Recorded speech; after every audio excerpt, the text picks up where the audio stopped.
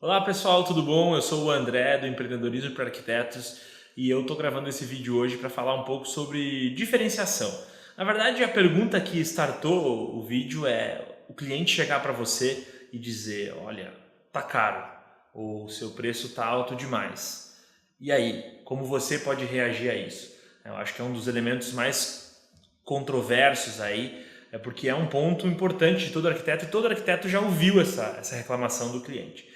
Não é algo comum, todos os arquitetos acabam sofrendo desse problema, mas se você acaba incorrendo nessa questão muitas vezes, pode ser algo crônico. Então é bom a gente dar uma olhadinha, tentar entender alguns motivos, e a gente vai trabalhar dois pontos aqui, duas soluções, uma mais de curto prazo e uma mais de longo prazo. Então a primeira coisa que a gente tem que entender é que essa tática vai servir, né, para você tentar conquistar mais clientes bons. Existem clientes ruins que vão achar caro mesmo porque não tem um fit com o seu negócio. Então não tem problema, a gente sempre tem a tendência a dizer, né, aqui no Empreendedorismo para Arquitetos que não tem nada pior que cliente ruim, né, porque ele está te ocupando um espaço, ele está te demandando muito mais do que deveria e está ocupando, né, um tempo que você poderia estar buscando um cliente bom. Então, quando o cliente for ruim, não se estressa muito com essa questão de ele ter achado caro, né? Porque nem todo cliente merece uma proposta e nem todo mundo deveria fechar contigo. Então, ok, vamos excluir os clientes ruins da equação, vamos focar naquele cara bom, aquele cara que tem um fit, que você percebe que tem elementos importantes, mas por algum motivo ele disse que o preço está caro. Bom, tem que entender o momento disso também, né? Quando ele diz que o preço está caro ao final da negociação, ou seja, você já fez todo o processo de vendas e aí ele fala que está caro, a gente tem um problema maior, porque você tem pouco tempo para explicar todos os seus argumentos. Então, vamos pegar o cliente bom nesse cenário em que ele disse para você depois que você já trabalhou todos os elementos de venda. Então, um dos pontos importantes de por que a gente deve prestar atenção em se diferenciar é que hoje o mercado de arquitetura vem passando por um processo de comoditização. E o que é isso? Um excesso de concorrência, muitas pessoas atendendo o mesmo número de clientes ou os mesmos nichos de clientes, o que faz com que o cliente que não tem uma capacidade técnica muito aguçada para tentar entender as diferenças, acaba enxergando todo mundo como igual. E isso é super comum em vários mercados, né? A gente pega mercados de commodities, como farinha, arroz, ou seja, aqueles elementos que não têm uma percepção de valor muito alta por parte dos clientes e que as pessoas estão dispostas a pagar muito baixo por eles. Então isso é muito ruim no mercado de arquitetura.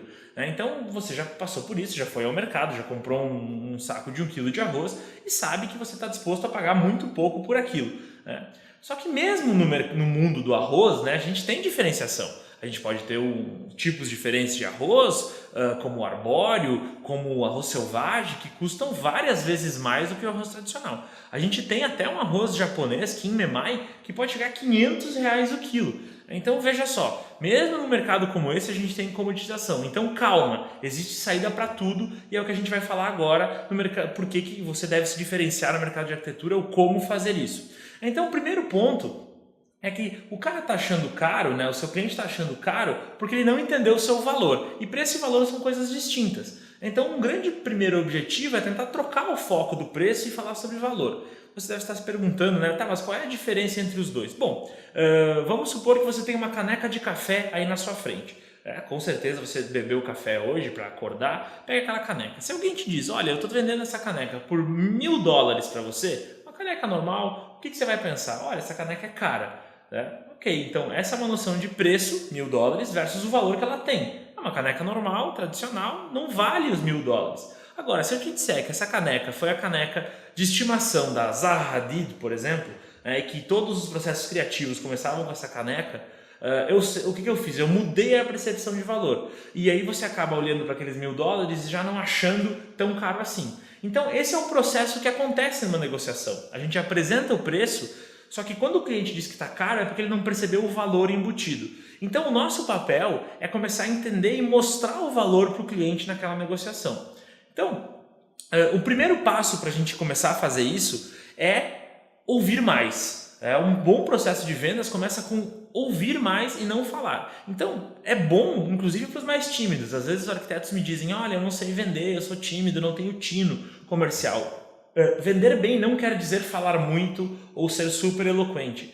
Quer dizer entender bem o cliente e apresentar a solução correta. Para entender bem o cliente, você tem que escutar mais. Então comece a trabalhar naqueles elementos de motivação. Tire o ponto do preço e comece a focar no valor. Por que você está fazendo essa mudança? Que elementos fizeram que você tome essa decisão de fazer essa obra, né, de fazer esse projeto? Quais são os objetivos que você quer com esse projeto? A partir daí a gente vai focando no valor e entendendo o que o cliente entende como valor, ou seja, quais são os grandes objetivos emocionais para aquela compra e quais são os critérios que ele está usando para escolher o arquiteto. Então isso é muito importante. Então, pergunte como, pergunte por quê, tente entender esses motivos e a partir daí foque no valor, foque na sua expertise, né, sobre como você pode trazer resultado para aquela obra e fazer ele atingir o objetivo. Então, sai do preço e comece a tentar entender valor, mas para isso é importante escutar o cliente e entender o que é valor para ele. E não ficar nas perguntas mais óbvias, tentar sempre entender os porquês e ir avançando um pouco mais para isso. Bom, um outro ponto bem importante, aí já olhando para o longo prazo, é buscar uma diferenciação mais concreta. Como que a gente pode buscar a diferenciação? Bom, uma das diferenciações que o arquiteto sempre tenta buscar é a questão do estilo, da arquitetura. Essa é a grande fetiche de todo mundo, mas desculpe-me dizer isso, é um dos mais difíceis de atingir. Só grandes nomes, né? Frank Gehry, Oscar Niemeyer, são reconhecidos pela sua arquitetura enquanto ícone. Então a gente tem que buscar outros elementos de diferenciação. Primeiro, a especialidade, ser um especialista, né? Então, ter um nicho, atender um segmento mais específico de mercado, se colocar como especialista. Isso acontece muito no mercado de medicina, por exemplo, né? Um especialista pode ganhar 20, 30 vezes mais que um cirurgião, que um clínico geral, por causa disso, porque ele é um especialista. Outra forma de se diferenciar é pela expertise, né? Ser um expert. Que é a experiência naquele segmento, recorrência e autoridade, ou seja, mesmo que eu atenda vários tipos de cliente, eu mostro para aquele cliente específico que eu já atendi ele várias vezes, que eu já produzi obras naquele sentido, que eu tenho conteúdo, que eu tenho um livro sobre aquele tópico. Isso dá a sensação de expertise. Então ela é um pouco diferente do especialista, mas ele caminha mais ou menos na mesma linha. Outra forma de diferenciação é serviços adicionais, ou seja, adicionar mais elementos na tua oferta e colocar ela em perspectiva. Olha, na verdade eu tô cobrando um pouco mais porque eu ofereço mais coisas. Então, serviços adicionais, acompanhamento de obra, visita a lojas, enfim, outras coisas que estão relacionadas ao seu cliente que você pode acoplar e se diferenciar por aí. Outro formato de diferenciação, método de entrega, né? Seja um método online que atinja um público mais jovem, ou seja um método de transformações rápidas, né? A entrega é algo rápido, isso também pode ser uma diferenciação. Então, trazer isso à luz é importante. Olha, o meu preço é diferente porque eu faço mais rápido, porque eu entrego de um jeito diferente. E os últimos dois, só para a gente contextualizar aqui, né? Penúltima forma de se diferenciar é através do processo, um processo autoral. Então a gente tem um escritório chamado até Maena, vocês podem procurar, um escritório focado bastante em design thinking, num processo de entender o cliente de uma forma diferente, ou seja, ele entrega um processo autoral e diz, nós temos o nosso processo de cobrança, né, o nosso método de cobrança, porque o nosso processo é diferente, porque a gente pensa diferente. Então, é uma maneira bem interessante de se diferenciar. E por último, a diferenciação por personalidade. A gente tem um escritório em Los Angeles chamado Design Beaches, que basicamente é isso. Tem um palavrão no nome, tem um ato, uma forma de se comunicar bastante irreverente, com uma picardia bem grande. Ou seja, eles estão se diferenciando pela personalidade. A pessoa está comprando aquela personalidade.